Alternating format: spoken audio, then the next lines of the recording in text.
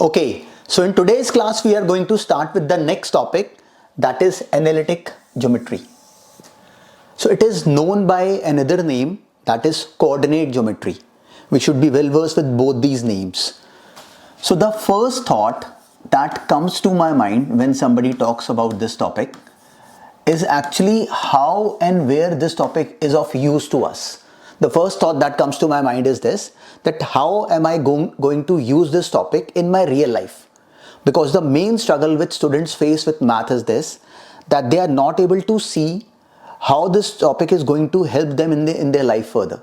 So the first thing we are going to understand that coordinate geometry in itself is such a beautiful topic, and we are going to use it in so many fields, in practical life, at so many junctions that we can't even imagine at this moment.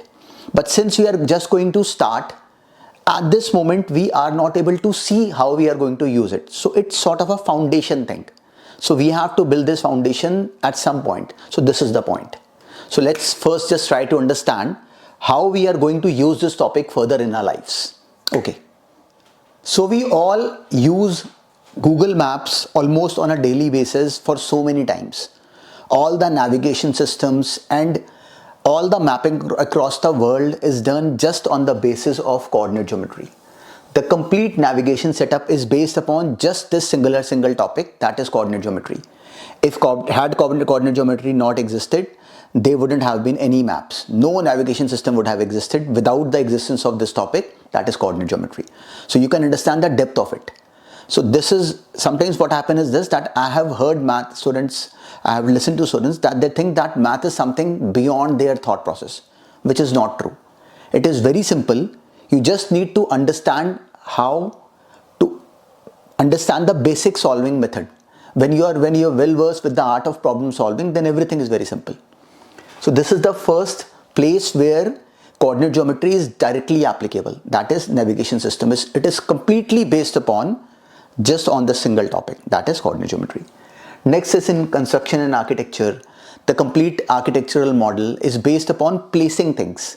Coordinate geometry is all about placement of location of things. So in construction also it is very helpful. In road networks also it is of great use, because again road networks is completely based upon the locational thing.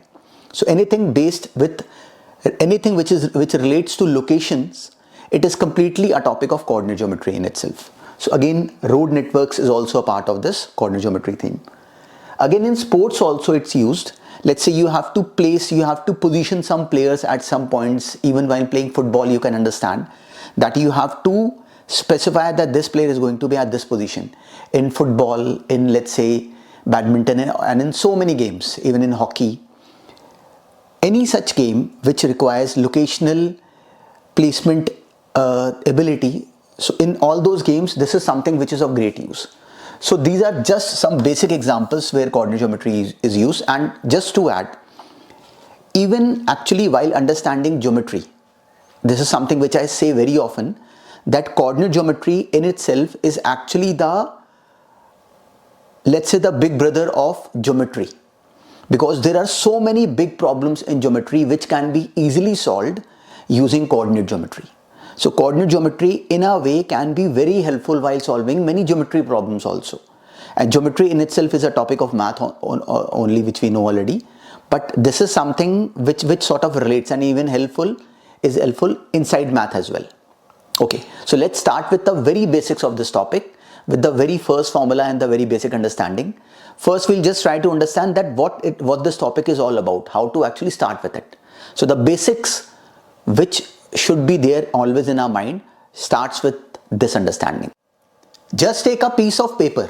Just take a piece of paper in your hand. So that piece of paper, the paper which is in your hand at this moment, that is actually a two-dimensional object, because it is so thin that we don't have to consider the third dimension. So just look at this plane. This plane is a two-dimensional object. So this plane at this moment which we are discussing is a two-dimensional object. So coordinate geometry which we are going to study now, that is two-dimensional coordinate geometry. First of all, the coordinate geometry which we are going to deal in this class is two-dimensional coordinate geometry. So take it in this way, that two-dimensional coordinate geometry in a way is a process to make you understand the location of an object in a two-dimensional plane. Coordinate geometry is what? Two-dimensional coordinate geometry is what? It is a process to make you understand the location of an object. We have to mark the location of an object in a two-dimensional plane. So we are going to understand how to mark the location of an object in a two-dimensional plane. So what we are seeing over here is a two-dimensional plane. So just to make anybody go through this process of two-dimensional planes, what we need to do is this: we need to understand the basics of a new word, that is axis. So to actually handle this topic, we need to understand the basic of a very basic word, that is axis. We might be hearing this for the first time, but it is nothing, very simple. So what we do to actually just go into this topic, we divide that piece of paper which is in your hand into two lines, into two parts. One is a horizontal line and next is a vertical line. So the horizontal line, which is this one, is known as the x-axis. This is known as the x-axis. And the vertical line, which is over here, is known as the y-axis. So this is the y-axis and this is the x-axis. Just keep this word exactly in your mind, that horizontal is the x-axis and vertical is the y-axis.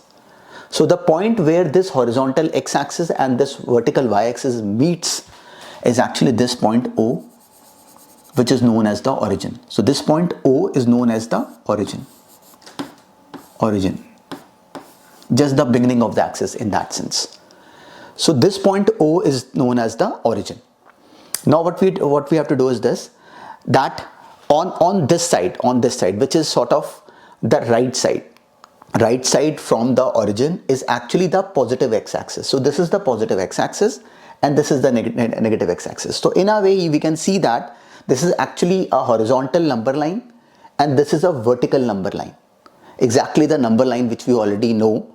These are placed in the form of a horizontal number line and a vertical number line over here. So the point where these two number lines meet is actually the origin.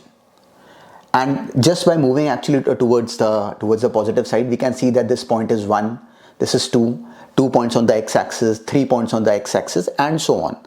It has been shown up till 12 only here, but it goes up till infinity, 12, 13, 14, 15, and so on. And in fact, all the points which are in between these, the decimal points, the irrational points, all are there in between this, between 0 and 1. So this is just a simple number line.